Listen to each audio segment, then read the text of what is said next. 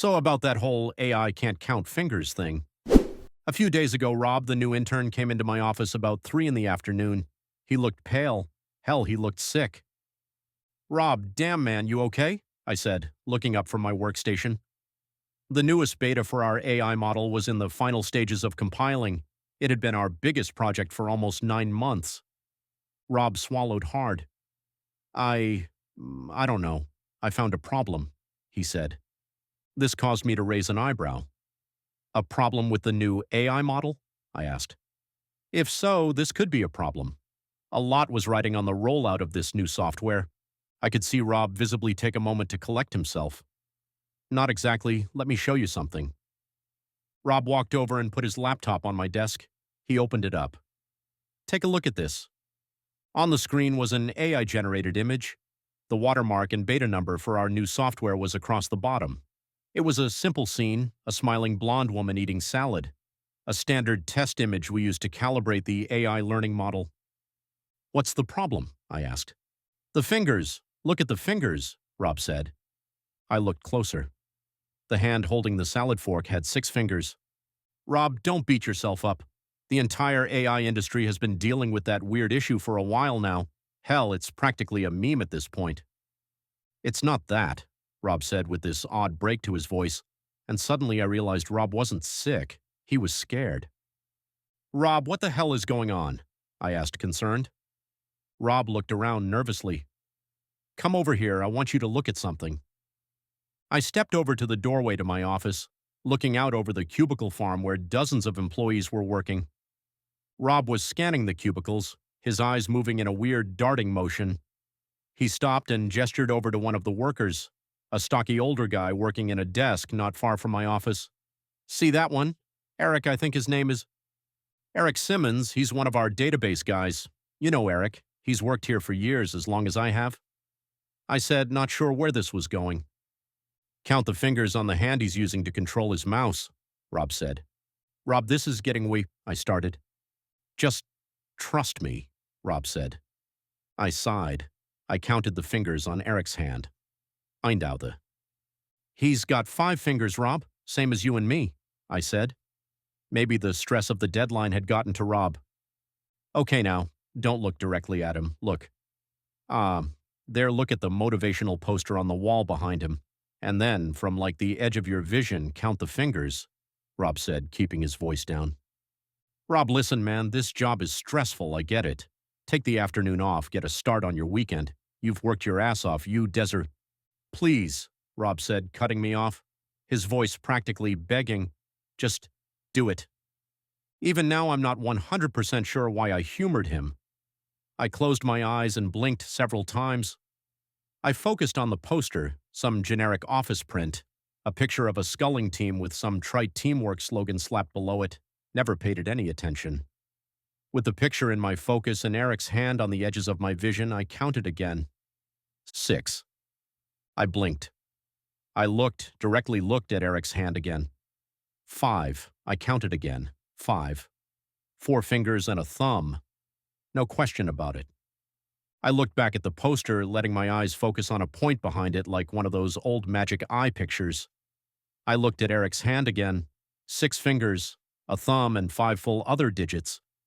Rod could see the expression on my face. You see it too, don't you? What the hell? I finally let out. Step back in your office with me, I'll try to explain, Rob said. Back in my office, Rob gestured at his laptop. When I got brought on the team, they asked me to look into the whole wrong number of fingers problem, so I decided to start at the most basic, run a simple pattern algorithm using a large number of pictures of hands. So I used these. He pointed at the screen. It showed dozens of pictures of hands holding plates with food, hands holding plastic party drink cups. But from the background and certain faces, I knew these pictures. The company Christmas party, I said. Exactly, Rob said. They were already on the share drive, no issues with rights, and this was just a basic first test run. It was never going to get used for anything. I really just needed some images to start out with. So I used the base AI model we're already working on and ran them through it. Got a bunch of pictures back with the wrong number of fingers. But here's the thing. I don't know why. I looked over the code. There's no reason counting fingers should be an issue. Like you said, it's almost a meme at this point, but has anyone actually stopped to ask why? Why something that can make a photorealistic face can't count fingers? Computers are a lot better at counting than they are at aesthetics and facial features. Rob, listen, these AI models are some of the most complicated pieces of software ever made. We're going to be finding quirks in them for decades, I said, trying to convince myself as much as Rob. Yeah, I had the same thought. So I did another test run, with a dozen pictures of fake plastic hands as the base image model, and ran it through the exact same AI model. Every single generated image had the proper number of fingers, Rob said. He brought up another set of pictures on his laptop. Again, a slideshow of dozens of pictures of hands, but all fake. Mannequin hands, those possible wooden art hands, gloves on stands, all with the correct number of fingers. I ran this through the exact same algorithm. It makes zero sense why these would come out any different. So, Rob, what are you saying? And what does this have to do with Eric's hand? I asked. Rob exhaled. I'm saying I don't think the AI model is generating the wrong number of fingers. I think the AI model is right. I think it is seeing something we're not seeing. I made a nervous laugh. What? Humans all have a secret hidden extra finger that AI models can see, but we can't. Rob didn't return the laugh. Our hands are in the picture from the Christmas party. Involuntarily, I looked down at my hand. 5 fingers. This time, Rob did laugh. I've been doing the same thing, staring at my hands, trying to look at it from every angle and every field of focus. No luck. So what does this all mean? I said, pulling my eyes away from my hand. Rob shrugged. I have no idea. I don't have enough data yet to tell if this anomaly is in everyone or not. I'd need a sample size many factors bigger than this to even start model patterns or trends. Did everyone's hand show the wrong number of fingers? I asked, not sure which answer I was hoping for. Rob shook his head. Number about 1 in 10. Eric was one of them, that's why I pointed him out. Doug in accounting, Janet in HR, and the CEO. That's why I came to you. You're the senior person who wasn't showing the wrong number of fingers when I ran those pictures through the AI model. Rob, this is insane. It has to be a software glitch of some kind. It's freaky as hell, I admit, but I trailed off, not sure how to respond. I know, but... Rob paused, and I could see on his face he was choosing his words very carefully. I'm very good with this stuff. If you could see the data like I do, really see the code, you'd get it. This software is running correctly. Something is wrong with reality. He looked down, perhaps a little taken by how absurd it sounded when he said it out loud, but when he spoke again there is a powerful earnestness to his voice. Something is very wrong with some of the people here. I took a deep breath. To hell if he wasn't sounding convincing in pure conviction, if nothing else. But still, what he was suggesting was crazy. I decided to aim for a middle ground and put the ball back in his court. So what do you suggest with due? I asked him. I don't know yet. I'm going to spend the weekend taking more pictures. I need to know how far this goes, Rod said. This caused me a moment of worry. Not only was he starting to sound just a little more unhinged, one of our employees getting arrested or going viral for walking around the city photographing people's hands was not what the company needed right now. Rod, like I said, go home, get some rest. If you want to look into this more, okay, but be subtle about it, I told him. Yeah, I guess you're right. I need to think on this some more. I'll be back Monday morning, okay? Maybe after a good night's sleep this will make sense, Rod said, and I thought I saw a tiny flicker of relief on his face. Rob left. I went back to working my section of the code, mostly front-end and UI tweaks. Rob was really the genius as to the core of the AI model. About an hour before quitting time, I happened to glance up and see Eric standing in the doorway to my office. Oh, hey, Eric, sorry I didn't see you standing there, I said. Eric smiled. Oh, no worry. Just swung by to ask, what were you and Rob talking about earlier? It seemed intense, he asked. His voice was non-committal, but for some reason I detected a slight edge in the question. Oh, nothing, just ironing out some last-minute bugs with the AI model, I said. I gave a short laugh. Poor kid is still trying to work out the kinks in the hand modeling. Eric's smile dropped. Then it quickly returned, but the new smile felt very forced. Then the weirdest thing happened. Eric walked over to my desk and in a very weird, very deliberate motion reached down and using only his fingertips touched my desk with his fingers spread. He's intentionally showing me his hand and fingers, I thought with a slight shudder. Eric spoke. Yes, that's quite a difficult problem, I understand. I hope Rob doesn't blame himself if he can't solve it. There was nothing specifically threatening in either his tone or his words, but there was something just under the surface that made me want to run away. Eric slowly took his hand away from my desk and then, without another word, turned and walked out of my office. I sat there for a few moments. I worked in tech long enough to shrug off weirdness from the techie types.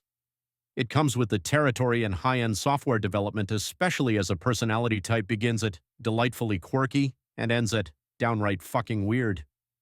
But still, I'd worked with Eric for years and never came out of an interaction with him feeling this creeped out. I had enough for the day. I made sure all my work was saved and backed up to the company file server, locked my workstation, and head out. On the way down the hallway, I passed Doug from accounting.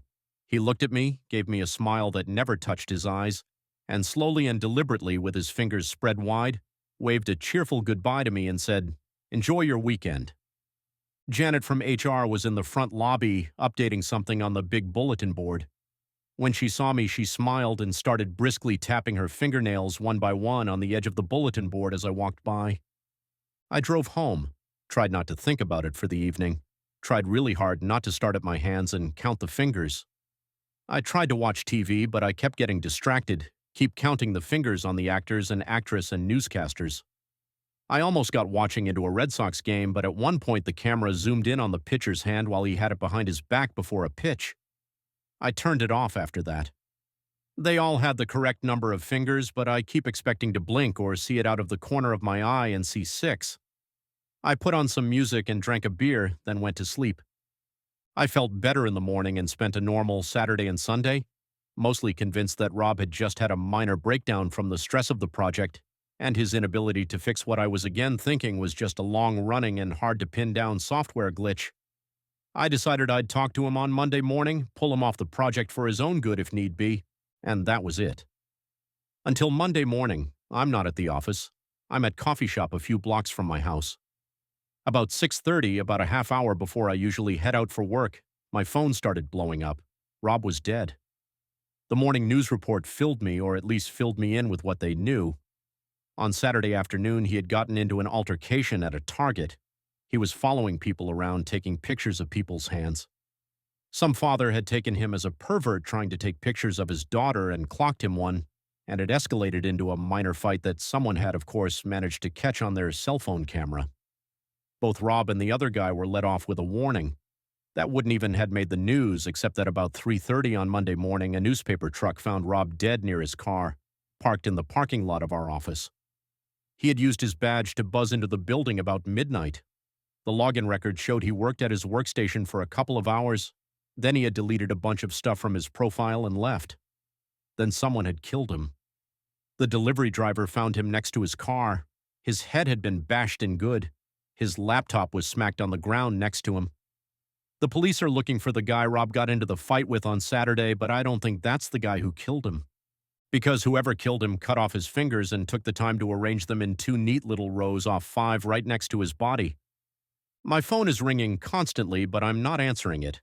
I'm sipping my coffee and counting fingers on people. I'm wondering whether to go to the police and counting fingers on people. I'm counting fingers on people and I don't know what else to do.